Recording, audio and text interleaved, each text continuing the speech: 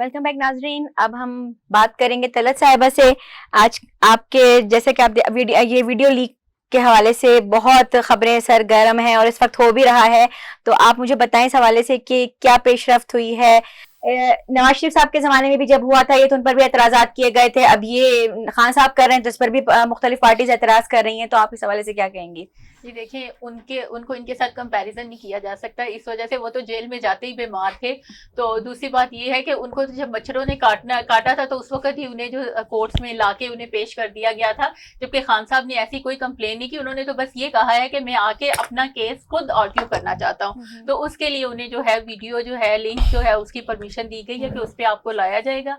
अभी हम लोग चूंकि यहाँ पे बैठे हुए हैं तो अभी पता चल रहा है कि वहाँ पे जो है प्रोसीडिंग्स हो रही है और वो वीडियो लिंक में जो है वहां पे आर्ग्यूमेंट सुप्रीम कोर्ट में चल रहे हैं। तो लेट्स सी कि क्या होता है। लेकिन अभी जो कौम है वो बहुत ज्यादा बेचैन है, और जो में हमारे ग्रुप्स बने हुए हैं और जो रात में एक्साइटमेंट का जो लोगों का, हमारी आवाम का जो एक मंजर था वो ये था कि लोग एक्साइटमेंट में सारी रात सोए नहीं है कि किस वक्त उन लोगों को, वो तो मुर्शद कहते हैं और वो कहते हैं कि किस वक्त हमें अपने लीडर का जो है वो सुबह में दीदार। अच्छा, बानी पीटीआई ने ऐलान किया कि वो आर्मी को खत भी लिखेंगे, इस हवाले से क्या कहेंगे आप? जी बिल्कुल, उन्होंने कहा है कि मैं उन्हें खत लिखूंगा और उन्होंने चीफ जस्टिस साहब के नाम में भी एक खत लिखा है और उनको भी वो खत लिखेंगे, बिल्कुल उन्होंने कहा है। अच्छा, इस पर क्या कोई मजीद पेशरफ्त, क्या उसमें बातें होंगी, क्या कहना चाहते हैं वो इस हवाले से कहें?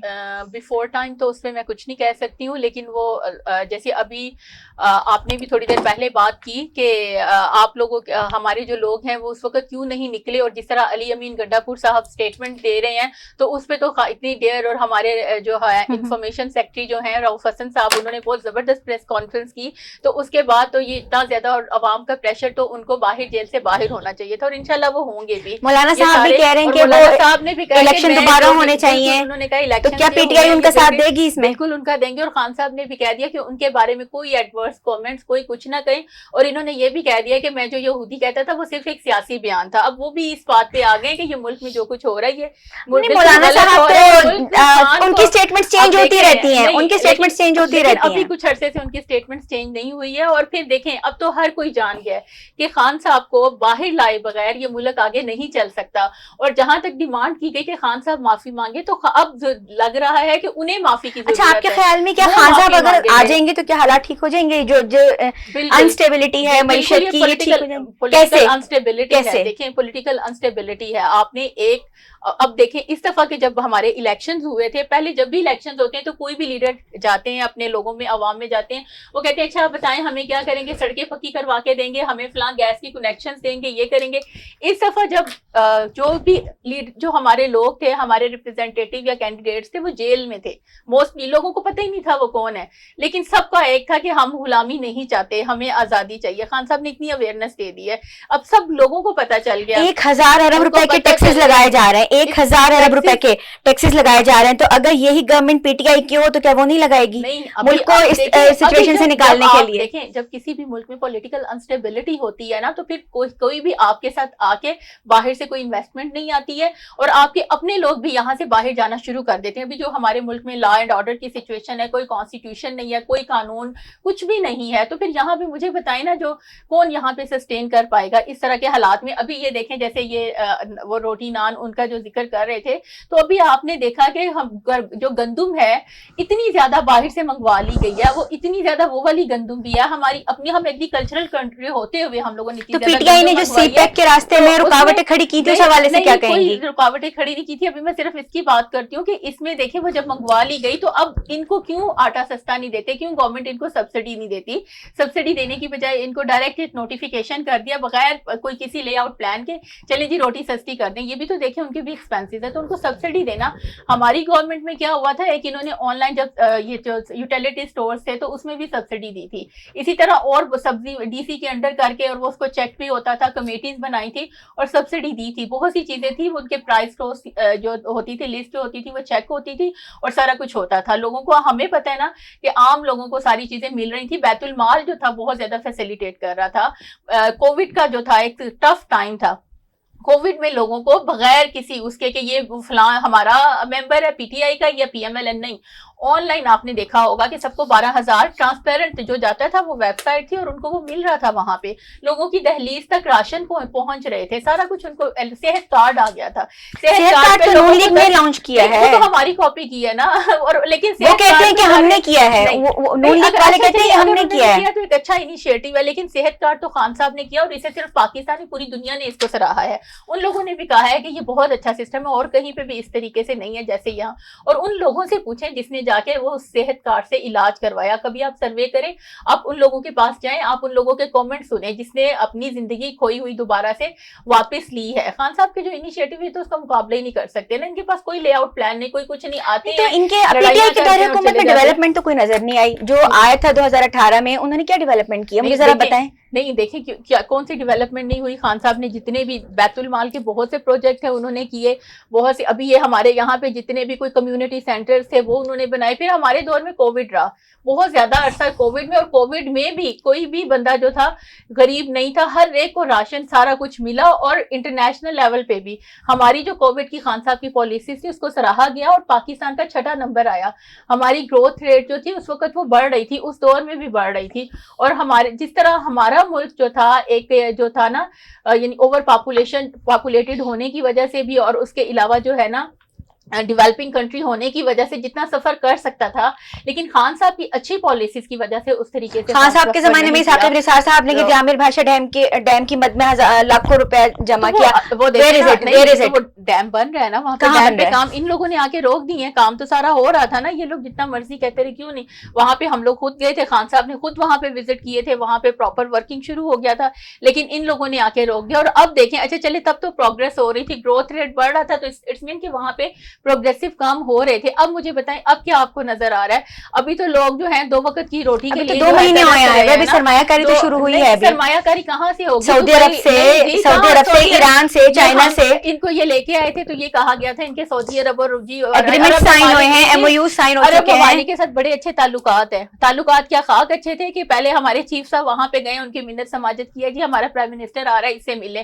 پھر یہ اپنے 31 لوگوں کا ڈیلیگیشن لے کے وہاں پہ گئے اور وہاں پہ جا کے پھر عمرے بھی کیے ہیں اور پھر ان کے ساتھ کانٹریکٹ سائن کر لوگوں کا پاکستان میں آنا یہ بھی ایک بڑی بات ہے. نہیں آئے نا. اور پھر یہ بات کرتے ہیں سرمایہ کاری باہر سے لانے کی، تو ابھی آپ کے سامنے دبئی لیک آپ کے سامنے ہے، اس میں جی یہ کہا گیا ہے کہ ہمارے یہاں پہ 12 جرنلز ہیں، ان کی جائیدادیں نکل آئی ہیں، اور بہت سے ہمارے پولیٹیشینز ہیں ان کی آئی ہیں. ٹھیک ہے، جائیدادیں باہر بنانا کوئی بری بات نہیں ہے، وہ اگر ایسے ڈیکلیریشن ہوتی ہے وہاں پہ، اگر وہ ٹیکسز پے کرتے ہیں لیں، ان کا حق ہے. لیکن ہم کس طریقے سے کس منہ سے جا کے دوسری دنیا کو کہیں گے آیا آپ ہمارے ساتھ سرمایہ کاری کریں، جب ہم خود ہی جا کے دوسرے ملکوں میں جا کے انویسٹمنٹ کر رہے ہیں اور وہاں پہ جا کے ہم لوگ جائیدادیں بنا رہے ہیں. عباسی صاحب آپ بتائیں، آپ کے بقول کے نان بھائی ایسوسیشن کا ایک بہت بڑا ایک اماؤنٹ جو ہے وہ گورنمنٹ آف پاکستان کے پاس ہے، اس کی کیا ڈیٹیل ہسٹری ہے؟ کو آپ لوگ تو صرف یہ دیکھ رہے ہیں کہ بس یہ ایک نان بھائی ہے، آپ کو یہ نہیں پتا کہ بہت بڑی انڈسٹری کا نام ہے. یہ بہت بڑی انڈسٹری اس طرح ہے کہ پورے پاکستان میں اگر آپ دیکھیں نا، جو S N G P L کے جو لوگ ہم کنیکٹڈ ہیں جس سے ہم گیس لیتے ہیں، تقریباً 1,70,000 کے راؤنڈ اباؤٹ ہمارا فگر ہے جو نان بھائی S N G P L سے کنیکٹڈ ہیں، جن کی کم و بیش 2 لاکھ سے لے کر 5 لاکھ تک فی دکاندار کی سیکیورٹی کی مد میں اماؤنٹ پڑی ہوئی ہے. اب اس کو اگر آپ کیلکولیٹ کریں گے تو خربوں میں چلی جائے گی. ہمیں کیا ملا؟ ہم منتھلی بیسس پہ اگر 20,000 ہمارا بل آتا ہے تو 7 سے 8,000 روپیہ ہم ٹیکسز کی مد میں دے رہے ہیں. اسی طرح بجلی کا اگر 10,000 کا بل ہے تو 3 سے 4,000 ٹیکسز کی مد میں دے رہے ہیں. ہمیں کوئی ہیلتھ میں فیسیلیٹیٹ کیا گیا، ایجوکیشن میں کیا گیا، کوئی اسکالرشپ دی گئی، کوئی سہولت دی گئی، ماں سوائے ڈنڈا چلانے کے ہمارے اوپر جبرن کوئی اس طرح کے فیصلے منوانے کے آج دن تک کوئی ہمیں نہیں. ایک ریلیف ہمیں ملا، ایک ریلیف ہمیں گورنمنٹ میں ملا 2018 میں، خان صاحب کی گورنمنٹ میں. دیکھیں جو چیز اچھی ہے اس کو ضرور آپ پوائنٹ آؤٹ کریں. 2018 میں ایک ٹیرف بڑھا دیا گیا تھا ہمارا، 980 پہ لے گئے تھے. وہاں پہ ہم نے احتجاج کیا، پروٹیسٹ کیا، ڈی چوک تک گئے، مختلف جگہ پہ مختلف شہروں میں پریس کانفرنسز کی. خان صاحب نے ہمیں بلا کے، عمر ایوب صاحب اس وقت منسٹر تھے پیٹرولیم کے، ہمارے علاقے کے ہی ہیں، انہوں نے بلا کر ہمیں بیٹھ کر وہیں پہ ہمارے مطالبات مان کے ہمیں 700 کا ٹیرف دیا، اسپیشل نان روٹی کنزیومر کے لیے، جس کی وجہ سے آج یہ آپ کو 18 20 25 مل رہی ہے۔ اگر یہ ٹیرف بڑھ جاتا، جس طرح ہوٹلوں والوں نے کنیکشن ڈسکنیکٹ کروا دیے ہیں، اسی طرح ہم ڈسکنیکٹ بھی کروا دیتے، جن کے لگے ہوتے تو وہاں پہ آپ کو 40 یا 50 روپے کی روٹی ملنی تھی۔ یہ میں سمجھتا ہوں کہ کارنامہ جو انہوں نے کیا تھا ہمارے ساتھ، جو ہمیں ریلیف دیا تھا، اس کے ثمرات ہیں۔ آج پورے پاکستان میں آپ کو روٹی میں وہ ریلیف مل رہا ہے۔ ادروائز آپ ایل پی جی اٹھائیں، 12-13 ہزار روپے کا ہے ایک دکان پہ، ایل پی جی کا اخراجات مہینے کا 1 لاکھ روپے سے اوپر ہے، جہاں پہ ایل پی جی چل رہا ہے۔ تو گیس کی قیمتیں بڑھنے کے باوجود آپ اس کو سٹیبل رکھتے ہیں؟ الحمدللہ ہم سٹیبل رکھتے ہیں، کیونکہ اگر ہمارا گیس کا ٹیرف جس دن چھیڑا گیا، پہلے تو اس کو چھیڑیں گے نہیں، اگر چھیڑا گیا یا ہم روڈوں پہ ہوں گے یا روٹی 50-60 روپے کی آپ کو ملے گی، اس سے کم نہیں مل سکتی۔ ہم نے تو اسی گیس پہ پکانی ہے۔ اسلام آباد میں آپ مجھے بتائیں نا، کہیں پہ لکڑی کوئی جلانے دیتا ہے؟ کہیں پہ آپ کو کوئی ایل پی جی نہیں رکھنے دیتا، کیونکہ یہاں پہ بڑی بڑی بلڈنگ ہیں، لوگوں نے اربوں روپے لگائے ہوئے ہیں۔ کوئی بندہ چاہتا ہے کہ میری پراپرٹی میں اس طرح کا کوئی انسیڈنٹ ہو، کوئی حادثہ ہو، کوئی بلاسٹنگ ہو، میرا دیگر دکاندار متاثر ہو۔ یہاں پہ اگر انہوں نے گیس ٹیرف میں ہمیں ریلیف دیا ہے تو وہ خان صاحب کی گورنمنٹ نے دیا ہے، اور اس کا آج تک ریلیف پورے پاکستان کے نانبائی لوگوں تک یہ کر رہے ہیں، ڈیوائیڈ کر رہے ہیں۔ ورنہ روٹی کا ریٹ اس وقت، اگر وہ گیس کا ٹیرف تھا نا جو، اس وقت کے حساب سے دیکھا جائے تو آج روٹی 40 اور 50 کی ملنی تھی۔ جس طرح سے آپ کہہ رہے ہیں کہ آپ کو ایجوکیشن میں، ہیلتھ میں کسی کچھ بھی نہیں کر رہے، تو اس حوالے سے آپ نے آواز نہیں اٹھائی؟ کہاں پہ اٹھائیں؟ آپ ہمیں وہ فارم بتا دیں جہاں پہ ہم آواز اٹھائیں، کوئی سننے والا ہی نہیں ہے۔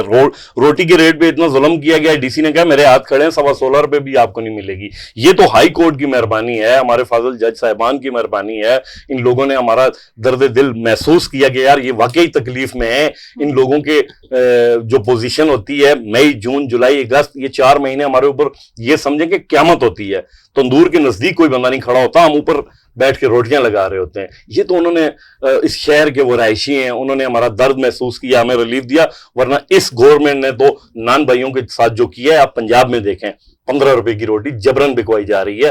کیا کہ مریم نواز کے حکم ہے، اس کی آپ نے تعمیل کرنی ہے۔ یار یہ کیا ہے؟ کوئی سینس ہوتی ہے، کوئی طریقہ کار ہوتا ہے؟ بیٹھیں ان لوگوں کے ساتھ، یہ سٹیک ہولڈر ہیں۔ یہ آپ کے دیکھیں تاجر جو ہوتا ہے نا، معیشت کی ریڑھ کی ہڈی کی مانند ہوتا ہے۔ آپ اگر اس کو اس طرح زد و کوب کریں گے، اس کو ٹارچر کریں گے، جبرن اس سے آپ کوئی چیز لیں گے، تو وہ سیکنڈ ٹائم بھی آپ نے تو آنا ہے انہیں کے پاس۔ تاجر آپ کا بہت بڑا ایک قسم کا، یہ سمجھیں کہ آپ کا بہت بڑا ترجمان ہوتا ہے، جو مارکیٹ میں بیٹھا ہوتا ہے، وہ ترجمانی کر رہا ہوتا ہے آپ کے نمائندوں کی، آپ کی گورنمنٹ کی۔ میں دیکھتا ہوں نا اگلی دفعہ یہ آئیں، ہم تو اپنے حلقے سے جو لوگ جو احباب ہیں ان کو بھی یہی کہہ رہے ہیں کہ آپ آئیں نیکسٹ ٹائم، کیونکہ ایک دفعہ کے پی کے میں گورنر تھے سردار مہتاب صاحب، انہوں نے ہمارے تندوروں پہ جا کے روٹی کا وزن کیا تھا۔ خمیازہ کیا بھگتنا پڑا کہ ایک ایم پی اے، ایک ایم این اے جو بالکل جس کا اپنا ووٹ بینک نہیں تھا، اس نے اٹھا کے اسمبلی سے بھی باہر کیا، پروفیشنل اسمبلی سے بھی باہر کیا، سیاست سے بھی فارغ کر کے۔ ہم وہ لوگ ہیں کہ جو جفاکش، محنت کش ہیں، ہم اپنا حق لینا جانتے ہیں۔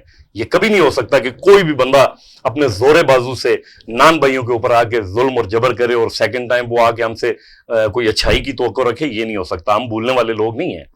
ضرور آپ جس طرح آپ نے ابھی بریک سے پہلے بھی بتایا تھا کہ آپ باقاعدہ چیک اینڈ بیلنس رکھتے ہیں، اور آپ تندوروں پہ آپ کی معائنہ ٹیمیں بھی جاتی ہیں اور دیکھ رہی ہوتی ہیں، لیکن کچھ جگہوں پر ایسا ہوتا ہے کہ تندوروں پر روٹی کے معیار کو وہ کم کر دیتے ہیں، کبھی سائز چھوٹا کر دیتے ہیں، کبھی وزن میں کمی کر دیتے ہیں، تو اس حوالے سے پھر آپ کا کیا ایکشن ہوتا ہے؟ دیکھیں جو لوگ اس طرح کرتے ہیں، میں سمجھتا ہوں غلط کرتے ہیں، انتہائی غلط کرتے ہیں۔ وہ اپنے بچوں کے رزق میں سمجھتا ہوں کہ وہ حرام ملا رہے ہوتے ہیں۔ دیکھیں جو ہمیں گورنمنٹ کی جانب سے، انتظامیہ کی جانب سے جو چیز ملی ہے وہ دینی چاہیے، تب جا کے آپ کا رزق حلال ہوگا۔ دیکھیں اگر گورنمنٹ نے 100 گرام روٹی کا 18 روپے ریٹ دیا، تو آپ 100 گرام سے کوشش کریں 2 4 5 10 گرام اوپر دیں، تاکہ جو آپ کے شہری ہیں، آپ کے یہاں کے جو لوگ ہیں، یہاں کی جو سٹیزن ہیں، ان کو بھی کوئی فائدہ ہو۔